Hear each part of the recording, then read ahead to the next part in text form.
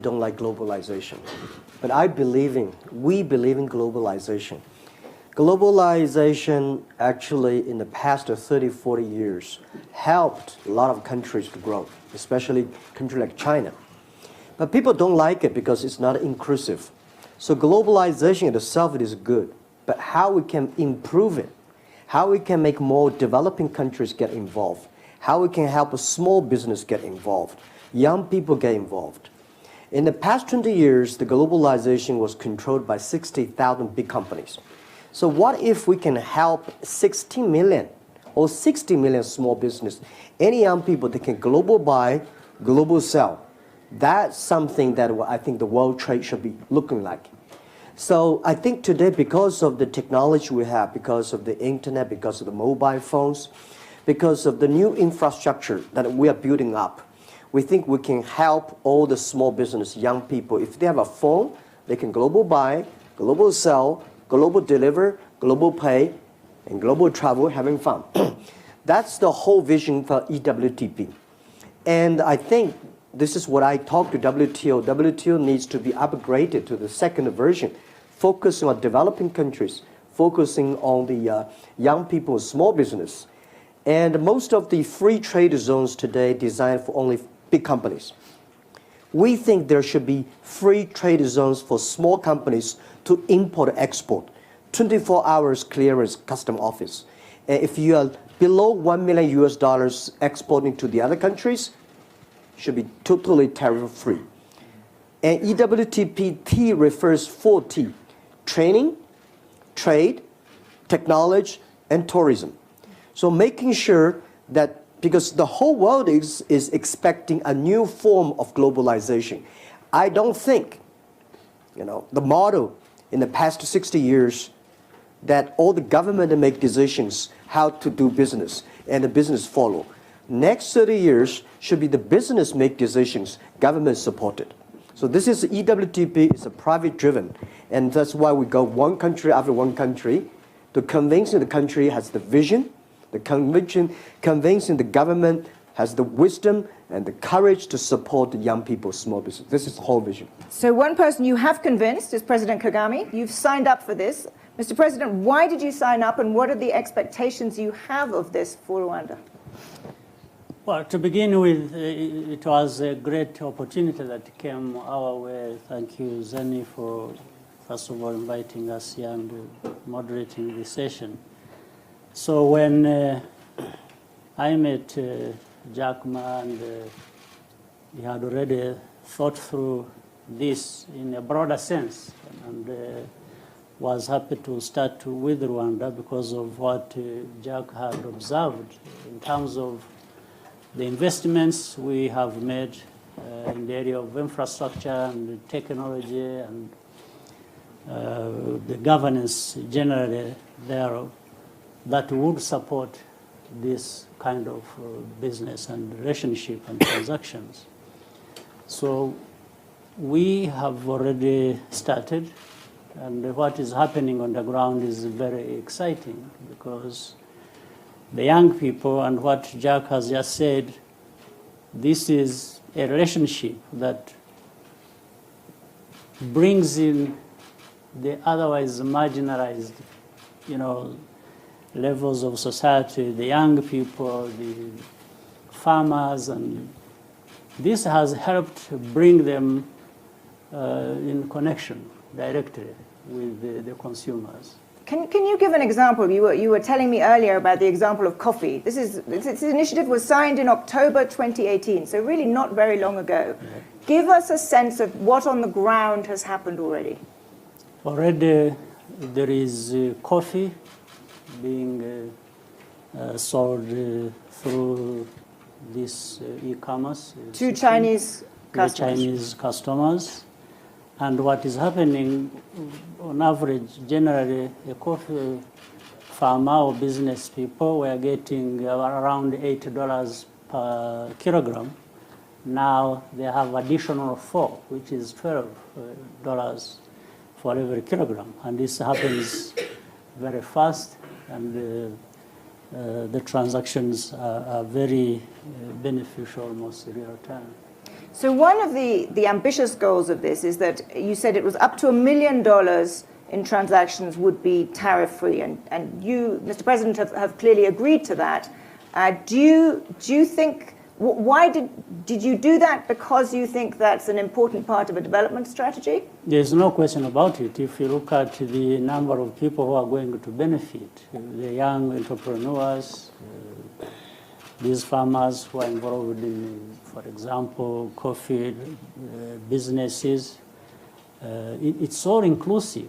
The small and medium enterprises are benefiting, and these are the majority when it comes to the businesses in any country. You find these ones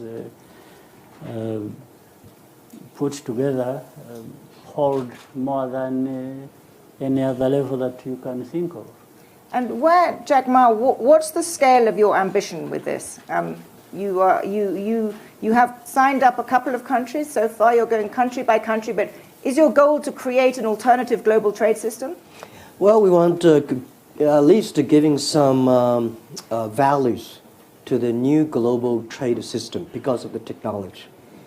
I never expected that Africa could be so huge. This is in 2 years, I've been to Africa for 3 times. And when we started to sell the coffees, 2,000 packages of coffee, we put online, and within 3 days, all sold out. And I said, wow. And we even did not have a lot of promotions. I giving the package, some coffee to my friends. They tried it, and they said, Jack, where did you get this? I said, you guess. And I said, Luanda. I said, are you really? Then we think this year, at least for coffee-wise, we can sell 120,000 packages. And for those young people, when they have mobile phones, not only for computer games, not only for making phone call Twitters, they should do business. So that's we think will be covering all the countries. So let's posit you're successful, and this grows and is a big part of trade. It's a lot of countries. Mr. President, would you worry about having a trading system focused on one company? Well, before you worry about that, I am happy that what is happening is more inclusive on the other side of the beneficiaries, where in fact it has more or less democratized benefits in terms of, when I said the small and medium enterprises or other players individually being directly connected with the consumers on the other end and benefiting, I think that's huge. It's like we are here talking about hundreds of millions, later on running into billions of transactions involving more and more people every day in this and benefiting.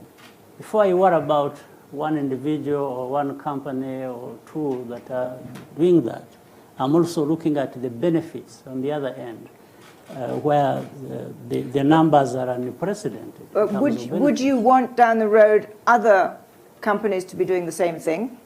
I'm not worried about that.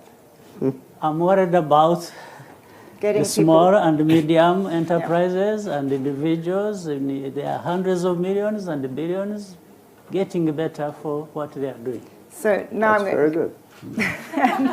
This is what I ask. First, it's not a one company because we can never deliver ourselves. We don't have one people deliver for us. So we have a lot of deliver company for us. We have a lot of payment. The banks get involved. We get a government. But even if one company, if this company can solve the SME problems, young people's problems, job creations, let him do it. That's what I would say. But first, there is no this company in the world. There will be no this one company can do everything. For Alibaba, for EWTP, we said, this is our idea, this is our vision. Nobody believed it. And then we invite people who believe in building it up and get involved. Luanda is going to be the most important hub, the founding hubs of the EWTP. One day, there are people who get used to that hub. They will be experts sending expert to all the African. So this is the concept. This is the dream. This is not the. I think Alibaba cannot do it alone. We have to partner. Let me give another typical example. We are aware of, say, global pandemics. You know, there have been diseases affecting millions of people, tens, hundreds of millions of people. When we get medicine, if we go to medicine, and the medicine is accessible, it's affordable by the majority, do I start getting worried about the source of this medicine? Do I start getting worried and say, why does this medicine come from one company? No, I'm happy that people are getting treatment and in their numbers, and it's accessible and it's affordable. So for me, from this end, maybe for the other end, it's for Jack Ma to answer that question. I was going to quickly ask him But for me, from that. the other side, I'm happy. I was just quickly, and I'm going to then open to the audience. I was going to ask from the other side, when you talk to other potential partners, and let's be honest, we are in a world of, rising tension on tech matters between the US and China. And as people talk about a splinter net, is your very ambitious global plan viewed in some quarters with more suspicion than you would like? Well, today the world is full of suspicion and full of worries. To me, to us, it's an opportunity. I don't believe over 200 countries, everybody is puzzled. Every country is worried. But Europe is something worried to me because the worried Europe. The worried are The in worry worries Europe. Right? The European people just worry too much. Privacy, security. Is there any rules? What happened if this and that? So I'm happy President Kagame, he's not following Europe and embrace the future. Because people here in Europe, I was here, everybody talking about how can we regulate it? How can we protect? There's nothing can protect you unless you have the capability of knowing the technology. So that's why we don't go to America first. We don't come to European countries first. We go to the country who believe in first. We go to Africa and they say, wow, people say, impossible. How can Africa be successful? I said, I heard this question and challenge again and again when I started my business 20 years ago in Alibaba. Everybody say, how can Alibaba be successful in China? In China, no internet. Government banning, rules and laws, no credit cards, no logistic. We say, if there's no, let's build it. If there's no credit card, let's build a payment system. If there's no logistic system, let's build a logistic system. So we are not fighting for tomorrow. EWTP will never be success tomorrow or today. We'll probably succeed in 10 years, 20 years. So we should have, if you have a patience, and we believe if you really create value for the others, more people will join in. So this is always we believe. I have lots more questions I'd like to ask you, but I think I'm going to open now to the audience. Yes, gentleman here, second row. Hi, my name is Could you briefly introduce yourself and keep it brief? Hi, my name is Youngmin. I'm global shaper from Korea. Personally, I'm working for Google. I have many questions about tech industry happening right now. As you know, as digitalization is accelerating, we produce more and more data. But the thing is, the data itself is collected and centralized to specific country and specific company. So how can you solve this data centralization issue? Thank you. Data center. Centralization. Do you want to take that or should we? Yes, very briefly, and then we'll move on. Yeah, I think first, everything we worry today will be solution. If we cannot solve it, somebody will. If I cannot do it, my kids will do it. But if you don't do it, then there's no problem, there's no hope. So I don't worry about that. Most of the government today worry about the data, privacy, security, centralizations. It's just the beginning of the data period. Give another 5 years, you will find things will completely changed. Thank you. There's a lady here at the front row.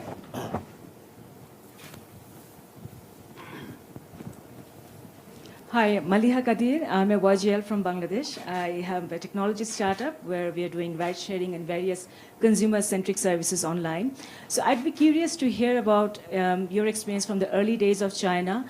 If there's one factor that you had to pick that really spurred consumer adaptation where the hockey stick came, what would that be? Well, unfortunately, at the beginning of Alibaba business, no people come to buy. A lot of people come to sell. And we buy all the garbage they sell to tell them it works. And then more people start to sell good things, and then the system goes. Very important is making sure, because first I remember the first month, we saw a lot of sellers on our site, and the things that we don't know what, nobody will buy them. So we buy them because the price was low, they're testing, so we buy them, put in the other room, we never open it. And then people say, wow, it really works. And hence the system start to work. So, and then you improve your products, your services, there it goes. Thank you, very concrete.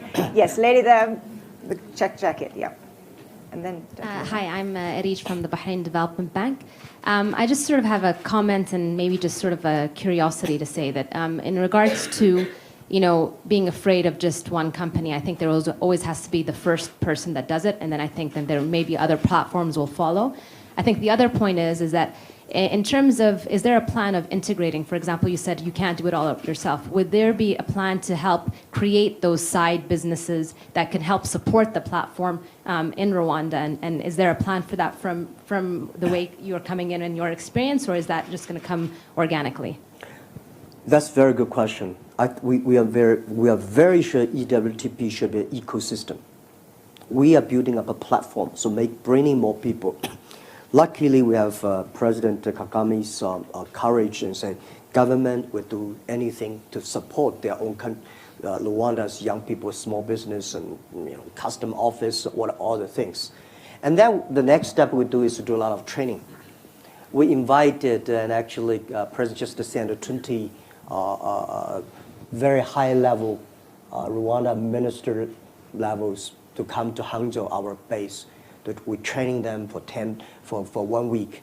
And the other job I'm doing is that we are accepting 500 entrepreneurs in Africa in next 3-4 years, and then sending them back. They're the seeds. They're going to train the trainers. They know how to do business.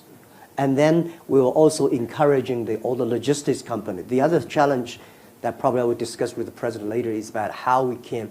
There are over 40 or 50 countries in Africa. Every country have a board and rules, and how can we do the transport logistic freely, right? So when we arrive in Rwanda is okay, but how about the Rwanda go to Kenya, and Kenya to the Ghana? This is a great opportunity in the world, in Africa. 1.2 billion people. They need the things to move fast. This need the government coordination. President Kagame, maybe you'd like to add to that, Yes. both on the complementary policies and this really important question of how this works across African countries. Yes, I was going to come to that. If you look at the e-commerce as has been working, and you see, for example, that the online transactions, Africa benefits about $10 billion, and yet these are trillions of dollars on the market. So there's a lot of work to do. There is a lot of growth space to be undertaken in this, because it involves about 20 to 30 million people in Africa, yet there are billions across the world. So we need to grow that, both in terms of money and the people who are using that. But at the same time, if you look at how Africa is moving forward, recently we agreed and signed African Continental Free Trade Area, which covers 44 countries of 55. So that's good progress. Yet we are yet to consolidate the 44 countries sort of customs union. But that has implications, and therefore, these transactions, as they happen, are playing into a much bigger market. And recently, there's also another move to create a single digital identity that will bring in all Africans and have standardized policies to do with that. All that serves these kinds of... Helps them make that much easier. It makes it much easier. So already things are happening within countries themselves, but then across Africa. So the end goal would then be a free trade area, particularly for small businesses, done with digital identity cards across Africa. Yes. That's a pretty bold goal. Yes, lady here, second row. My name is Funega Munchane. I'm a young global leader from South Africa. Two questions. Firstly, just to confirm that while at the beginning the flows would be between Africa and China, that this can end up being a platform that helps Africans trade with one another. The second question to President Kagame, what advice would you give to other presidents on the continent who might be reluctant to join the platform? Yeah, so first question, yes, it is from China to Africa first, because China has 1.4 billion people. And China, I convinced my ministers and prime ministers, just give us some chance to test, right? So they say, all right, this is the first time they give us the experience to test. So we import more from Africa. But every hub finally will connect. So we have a hub in Africa, Rwanda. We have a hub in Belgium. We have a hub in Malaysia. We hope from Rwanda to Malaysia to Belgium, in the future maybe Thailand, we'll also do things like that. And then there will be more hubs in Africa. And then Africa internal can go. All the hubs will be connected. That's the plan. Mr. President, what would your advice be to perhaps more reluctant presidents? No, I think the best way to approach it is to, and maybe to deal with any other problem like that, is to show people what they benefit by doing certain things and what they lose by not doing so. This is the only thing we can do. There's another, and I'm sure all African leaders and other Africans want what works for them, what can benefit them. I think there are many cases we can learn from before where Africans have come together and have agreed to do certain things because they know that is what the Africans want and that's what benefits them. So I think the discussions are already ongoing. This is why in forging an African continental free trade area, there were discussions before that. They understand the implications, they understand the benefits. So that's why so many signed up. In a single day, we had 44 countries of 55 signing up to that. The others, I'm sure, will be coming on board. Maybe they have different issues they have to overcome as we get along. So it's not that we wait for everybody before we move forward, but we move forward with those who can and want to move forward, but we keep trying to show the others that if we moved together, these are the benefits. If we don't, these ones benefit and these ones don't. So that's what we are doing. Thank you. There was another question here. Yes, lady in the second row, and then gentleman in the third row. It's actually a question to both of you. I'm from India in healthcare, but it's not related to this.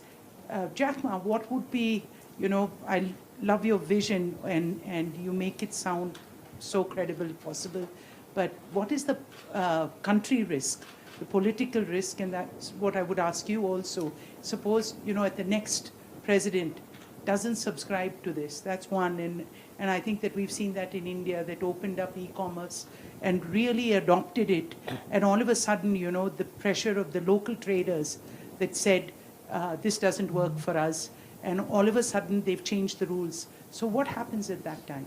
Great question. Jack Ma. Well, that is why I'm quite busy flying around and meeting all the presidents and PMs. And my colleagues, are you a business people or are you a politician? You're talking to everyone. In Africa, the hope for every developing countries, the 4 E. I say 4 T's and 4 E's. E, first, You have to have education. Every country from now on have to think it through, that the current education system that we teach our kids will not be able to create jobs for our kids in the future. Because robots, artificial intelligence, they will be much smarter. So everything you teach the kids how to remember, how to calculate faster, is gone. So the education. Second E is entrepreneurs. We have to have a lot of entrepreneurs who believe in the future. And the entrepreneurs believe in the future than most of the other. If they do not believe in the future, they will never become an entrepreneur, right? The next is infrastructure, not infrastructure. We should put electronic infrastructure, right? So making sure that every young people can be able to reach the internet. It's as important as the, and the fourth is e-government. We are pushing government on the internet. So I met over 20,000 government officers 2 years ago, 1 year. That's just like I'm meeting government officers every day. My job is I don't want any policy, anything, just this is the way we do business. And then you see the young government officers, they started using mobile phone, they think it's good. And it will come. But by saying one thing, the policymakers, this is what exactly happened. This is a human being always happening. In 1860s, there's a bill in the UK called the Red Flag Bill. That is when car was built. The horsemen at that time called white-collar person. They hate this. They went to the government and say, "Stop the cars. The cars will kill people on the road. And if you let the cars come, all the horsemen are losing jobs. The society is going to." Then the government passed a bill called the red flag. There is a red flag in front of every car that you are not allowed to drive more than 7 miles per hour. And you have to follow a horse. That stopped the industry. So this is what I think a lot of government is doing that. And our job is to make them online, so they cannot do that. Well, on my part, I'm in politics, but without the standard definition of being a politician. Because I understand also that my reason for being in politics is actually to enable business people do business and succeed. Second, people are elected, they become leaders because they, among other things, tell people what they intend to do, they want to bring change or no change to something. But the voters also, who vote people out of power or bring them to power, do so on the basis of what they believe in, whether this change is good for them or the status quo isn't good for them. So, and you are right in saying that in most of these things we do, there is a need for predictability, there is a need for sustainability. But the fact is, I think with what is happening, once the people are benefiting, then they will want to stay with the kind of things that benefit them. In this case, where the small and medium enterprises and the people involved and the jobs that are involved, once they've been created and they have tested that, do they really want this to be changed? If there comes a leader who wants to change this, maybe actually he won't come in the first place. They will not elect this leader. Or if he's there, if he wants to change these things that benefit them, he may end up in trouble. So, but we have to do what we think is good and works. And Yes, this is an extraordinarily bold initiative. I know there are lots of other questions. I'm so sorry we're out of time. So unfortunately, we have to leave it there. But at a time when, as you say, there is a lot of worry in Europe, it is great to hear of such a bold and ambitious strategy. Thank you very much, Jack. Thank you. If you would just wait and let our two speakers leave, that would be great. Thank you. Thank you.